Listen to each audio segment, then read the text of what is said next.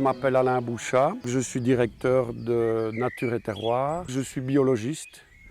J'ai été passionné par l'ornithologie depuis mes 14 ans. Je me suis intéressé à la botanique. J'ai d'ailleurs fait l'option botanique pour mes études de biologie. On a créé Nature et Terroir avec des amis et on a démarré les choses comme ça. C'est d'abord un groupe d'amis qui a décidé de créer quelque chose.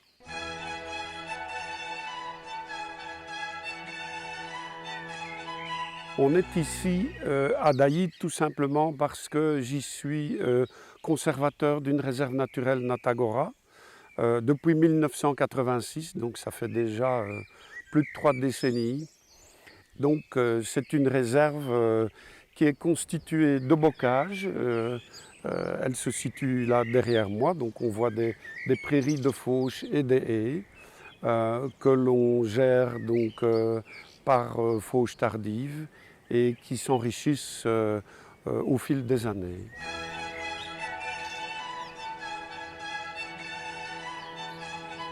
Moi j'ai commencé à guider des balades ornithologiques très jeunes, puisque j'ai guidé ma première excursion quand j'avais 16 ans. J'ai tout de suite aimé partager les choses avec d'autres personnes, les découvrir avec eux, et ça m'a vraiment beaucoup plu. On a d'abord créé un petit groupe avec quelques amis qui organisaient régulièrement des balades guidées. Et à un moment donné, on s'est dit que ce serait bien de donner une structure professionnelle à tout ça. Et donc, on a créé une agence de voyage, donc, qui est une société coopérative et qu'on a appelée Nature et Terroir parce qu'à l'époque, on trouvait très important, bien entendu, de s'intéresser à la nature, mais également aux autres aspects d'un terroir, c'est-à-dire l'aspect historique, humain, climatique, géologique. Tout ça forme un tout et on avait à cœur d'expliquer les choses de cette façon-là.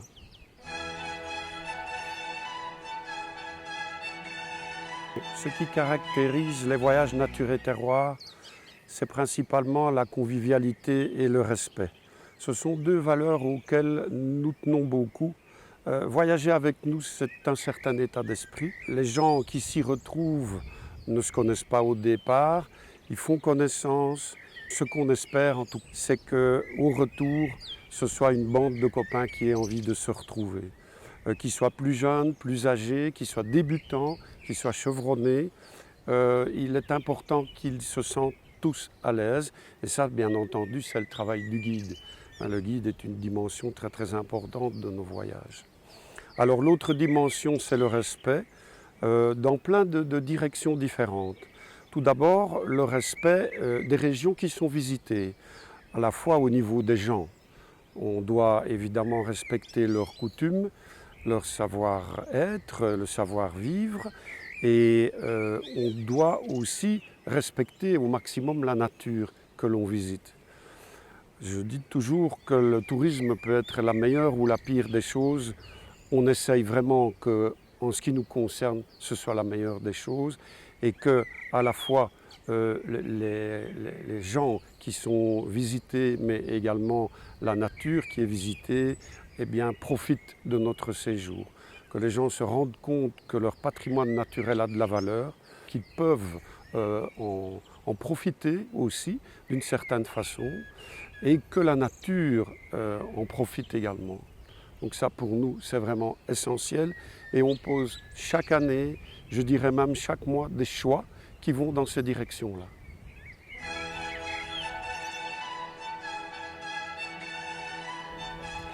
J'ai eu l'occasion de préparer énormément de destinations pour Nature et Terroir. J'ai eu la chance également d'en guider énormément. Et je dirais qu'il y a plein de destinations que j'ai vraiment adorées et dont je ne me suis jamais lassé. Tout d'abord, l'Espagne, qui pour moi est un paradis au niveau nature, notamment l'Andalousie, mais d'autres régions également. le nord de la Grèce que je trouve tout à fait fantastique. J'adore la Bulgarie également, je trouve que c'est un pays d'une richesse fantastique et dont la pauvreté mérite justement qu'on y aille parce que ça les aide. Alors j'ai beaucoup aimé également les destinations nordiques. J'ai été plusieurs fois en Laponie, mais également au Spitzberg. Et dans le Grand Nord, il y a une magie qui est presque indescriptible. On n'arrive pas à expliquer pourquoi on est ému par les lumières, par les ambiances. La seule chose que je peux dire, c'est qu'il faut y aller. Mais c'est dangereux parce que quand on va une fois dans le Grand Nord, on a toujours envie d'y retourner. Donc voilà. Alors à côté de cela, j'ai également adoré les déserts. Ce sont des endroits qui apportent une certaine sérénité et également on se remet un peu en question. Et quand on rentre en Belgique après un voyage dans le désert, on remet les choses à leur juste importance. Et mon Dieu, si on a un petit accroc de carrosserie à la voiture, on ne s'en fait plus quand on a été dans le désert parce que là-bas, il y a bien d'autres choses qui sont bien plus importantes. Alors les paysages sont complètement fabuleux et contrairement à ce que l'on pourrait imaginer, ça grouille de vie et d'une vie extrêmement originale et extrêmement intéressante. Donc pour moi, le désert, c'est également quelque chose qui m'a énormément marqué.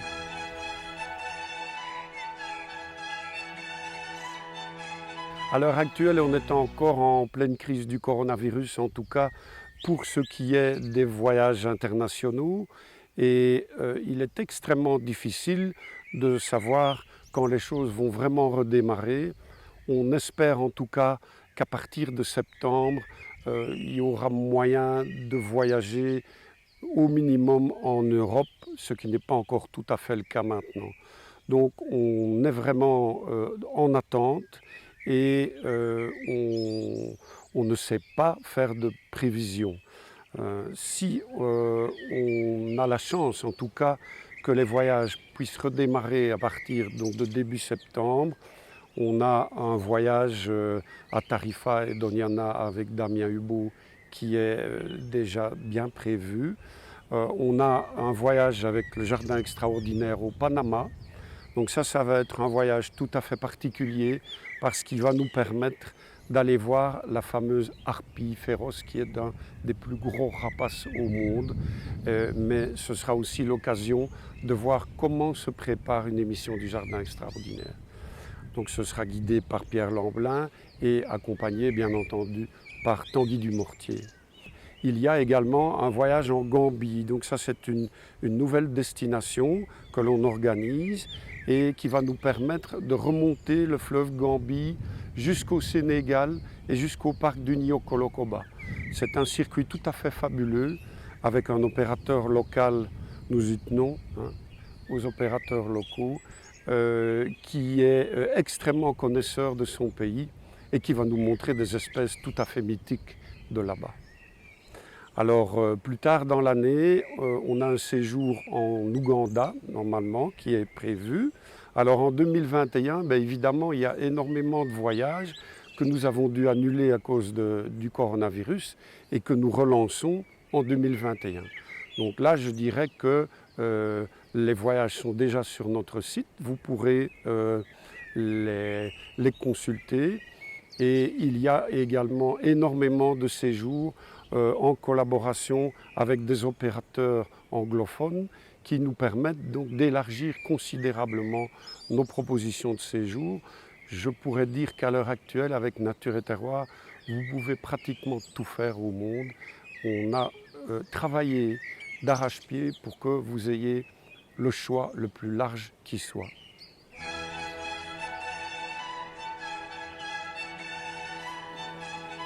Alors cette crise du coronavirus, elle a été évidemment pas facile à vivre.